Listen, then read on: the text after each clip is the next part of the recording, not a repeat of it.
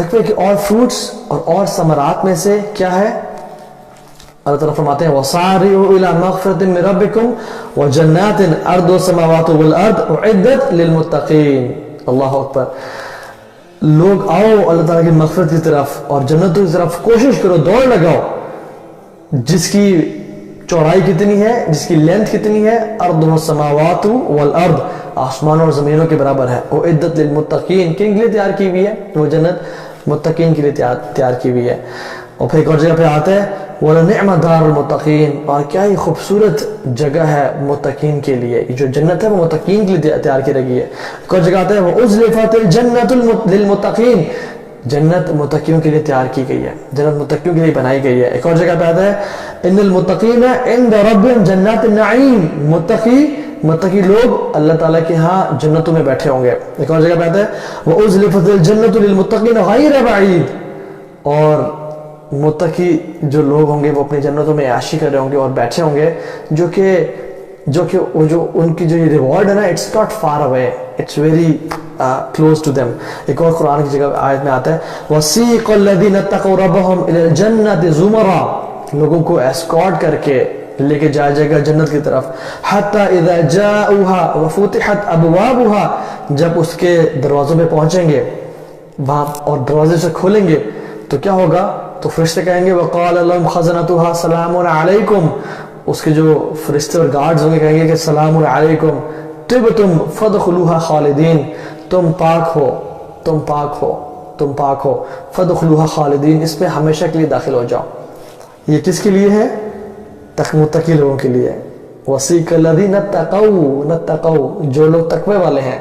اور تقوی میں جو بہت امپورٹنٹ چیز ہے وہ یہ ہے کہ اپنے گناہوں کو چھوڑ دینا. یہ جو قرآن کی آیت ہے نا، اس میں جو لفظ ہے نا طِبْتُمْ فَادْخُلُوهَا خَالِدِينَ، یہ جو طِبْتُمْ ہے نا، یہ بڑا امیزنگ ورڈ ہے. تم پاک ہو، تم صاف ہو چکے ہو. کس چیز سے؟ گناہوں سے. گناہ جس شخص کے ہوئے وہ جنت میں کبھی داخل نہیں ہوگا. یا تو اس سے گناہ دنیا کی مصیبتیں اور عذاب دھوئیں گی، کیونکہ حدیث میں آتا ہے مومن شخص پہ جو بھی عذاب اور مصیبت آتی ہے حتیٰ کہ کانٹے بھی چبھتے ہیں اس سے گناہ معاف ہوتے ہیں.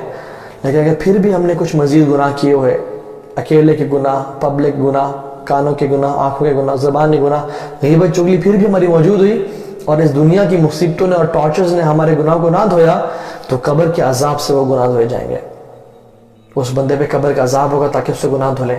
اور اگر پھر بھی اس سے گناہ بچے اور نہ دھلے اور ختم نہ ہوئے تو پھر قیامت کے دن کا عذاب اس کے پسینے میں غوطے، سورج کی گرمی اس کے عذاب دھوئے گی، اس دن کی ہولناکیاں اس کے عذاب دھوئے گی، اس سے گناہ دھوئے گی. اور اگر پھر بھی گناہ ہوئے اور ختم نہ ہوئے تو پھر اس کو جہنم میں ڈالا جائے گا اور جہنم کی آگ اس سے گناہوں کو مٹائے گی. اور اگر پھر بھی اسے گناہ نہ مٹے تو اس کے عذاب کو ایکسٹینڈ کر دیا جائے گا حتیٰ کہ اس کے گناہ سارے ختم ہو جائیں گے. اور اگر پھر جنت میں اس کے لیے جانا لکھا ہوا تو وہ جنت میں داخل ہو جائے گا. لیکن جو شخص لوگوں کے عیب چھپاتا ہے، ان کو پوشیدہ رکھتا ہے، جو شخص غیبت چغلی نہیں کرتا، جو لوگوں کو معاف کرتا ہے، اللہ تعالیٰ چاہے تو اس کو معاف کرتا ہے. اور اللہ تعالیٰ جس مرضی کو چاہے معاف کرتے ہیں. یہ اللہ تعالیٰ کی شان اور عظمت ہے. اللہ جس کو چاہے معاف کرتا ہے. لیکن اگر کسی کو پکڑ لیا اور کسی گناہوں کی وجہ سے اس کو جکڑ لیا تو پھر ہمارا کیا بنے گا؟ لیکن sins have to be burnt، یا تو ہمارے آنکھوں کے آنسوؤں سے یا تو پھر جہنم کے عذاب سے. ہم جہنم کا ایک لمحہ بھی برداشت کر سکیں. جس شخص کو جہنم کا سب سے کم عذاب دیا جا رہا ہوگا، اس کا وہ عذاب کیا ہوگا؟ اس کے پاؤں کے نیچے جہنم کے صرف 2 کولے رکھے جائیں گے، کولز رکھے جائیں گے جہنم کے، اور جن کی وجہ سے ان کا برین بوائل ہو رہا ہوگا. وہ شخص سمجھے گا کہ میں جہنم کے سب سے نچلے گھڑے میں ہوں اور مجھے سب سے بدتر عذاب دیا جا رہا ہے. تو جو شخص جہنم کے اندر ہوں گے اور جہنم کے نچلے گھڑوں میں ہوں گے، ان کا کیا بنے گا؟ اور منافقین کا کیا بنے گا؟ اور منافقین کی کچھ خصلتوں میں آتا ہے کہ وہ نماز میں بڑے سست ہوتے ہیں. وَإِذَا قَامُوا إِلَى الصَّلَاةِ قَامُوا كُسَالَىٰ يُرَاءُونَ النَّاسَ وَلَا يَذْكُرُونَ اللَّهَ إِلَّا قَلِيلًا. وہ بہت تھوڑا اللہ کا ذکر کرتے ہیں، لوگوں کو دکھاتے ہیں اور بہت ہی کم اللہ تعالیٰ کو یاد کرتے ہیں. یہ کیا ہوں گے؟ فِي الدَّرْكِ الْأَسْفَلِ مِنَ النَّارِ، سب سے نچلے حصے میں ہوں گے.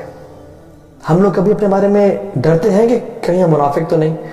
ہمیں اس بارے میں خوف ہے؟ آپ کو پتہ ہے صحابہ کو بہت خوف ہوتا تھا کہ کہیں میں منافق نہ ہوں. ابن ملیکہ کہتے ہیں کہ میں 30 سے زیادہ صحابہ سے ملا, 30 سے زیادہ صحابہ سے ملا, کل یخاف نفاق علی نفسی, تمام کے تمام صحابہ اپنے اوپر نفاق سے ڈرتے تھے کہ میں کہیں منافق نہ ہوں, ہائی میں منافق نہ ہوں. عمر بن خطاب رضی اللہ عنہ, عمر, اللہ اکبر, who is this person, عمر, لو کان نبی من بعدی لکان عمر بن خطاب, میرے بعد کوئی نبی ہوتا تو وہ عمر بن خطاب ہوتے. یہ وہ شخص, اللہ کے میں نے کہا عمر تم کیا کرتے ہو, تم جس راستے پہ چلتے ہو وہاں سے شیاطین بھاگ جاتے ہیں.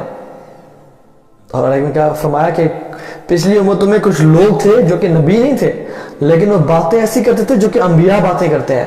میری امت میں عمر تم ہو ایسے جو کہ نبی نہیں ہو, اور میرے بعد کوئی نبی نہیں آئے گا, لیکن تم باتیں ایسی کرتے ہو جو کہ انبیاء بات کرتے ہیں. لیکن عمر بن خطاب کے بارے میں فرمایا اور ابو بکر صدیق کے بارے میں, ان کے ہاتھ پکڑے ہوئے تھے اور مسجد نبی میں داخل ہوئے اور کہا کہ قیامت کے دن میں, ابو بکر اور عمر اسی طرح کھڑے ہوں گے. یہ حذیفہ رضی اللہ تعالی عنہ کو فرما رہے ہیں. اور حذیفہ کون تھے؟ اللہ کے نبی کے رازدان, صاحب السر رسول اللہ صلی اللہ علیہ وسلم, اللہ کے نبی کے رازدان, جن کو رسول اللہ نے منافقوں کی لسٹ بتائی بھی تھی. اور ہاتھ جوڑے کہتے ہیں حذیفہ تمہیں قسم ہے تو مجھے بتا دو کیا میرا نام تو منافقوں کی لسٹ میں نہیں لکھا ہوا؟ کہ اللہ کے نبی نے میرا نام تو نہیں بتایا ہوا اس لسٹ میں, اگر تو بتایا ہوا تو میں اپنی اصلاح کر لوں اور توبہ کر لوں. سبحان اللہ. اور اگر نہیں بتایا تو الحمدللہ. This is how they used to fear نفاق. ہم لوگ اپنے بارے میں ڈرتے ہیں. امام حسن البصری کہتے ہیں کہ لا خافہ الا مؤمن ولا آمنہ الا منافق. نفاق سے تو وہی ڈرتا ہے جو مومن ہے, اور نفاق سے امن میں وہی رہتا ہے جو کہ منافق ہے. تو اپنے بارے میں ڈرنا چاہیے کہ اللہ ہمیں متقی بنا دے. اس بارے میں دعا کریں, اور دعا کریں کہ اللہ تعالیٰ ہمیں متقی اور پرہیزگار بنا دے. اور اس کے لیے بہت ساری دعائیں ہیں. ایک دعا جو کہ جس میں وائف اور اولاد کے لیے بھی ہے, ٹھیک ہے, کہ جس میں آیا کہ وہ دعا کیا ہے, ربنا هب لنا من ازواجنا وذرياتنا قرة اعین واجعلنا للمتقین اماما. یا اللہ ہماری بیویوں میں سے اور اولاد میں سے ہماری آنکھوں کی ٹھنڈک بنا دے, واجعلنا للمتقین اماما, اور ہمیں متقیوں کا امام بنا دے. ایک اور اس میں آتا ہے کہ اللہ آتی نفوسنا تقواہا, اے اللہ ہمارے نفسوں کو تقوی والا بنا دے. وزکیہا انت خیر من زکاہا, اور اس کا تزکیہ کر دے, تو بہترین تزکیہ کرنے والا ہے. انت ولیہا و مولاہا, آپ ہمارے دوست بھی ہیں اور ہمارے مولا بھی ہیں. ٹھیک ہے, بہت ساری دعائیں ہیں اس کے لیے, تقوی کے لیے. اللہم انی اسألک الہدی والتقی والعفاف والغنی. یا اللہ میں آپ سے سوال کرتا ہوں ہدایت کا, تقوی کا, عفاف مینز عافیت کا, اور غنا ہونے کا سوال کرتا ہوں. ٹھیک ہے, تو اس طرح کی بہت ساری دعائیں ہیں تقوی کی. اپنے لیے تقوی کا سوال کریں, اور جس شخص کو تقوی نصیب ہو گیا وہ بہت کمال کی زندگی کرتے جاتا ہے. ٹھیک ہے, تو اللہ تعالیٰ سے دعا ہے کہ اللہ تعالیٰ ہم سب کو متقی بنائے, ہم سب سے راضی ہو جائے.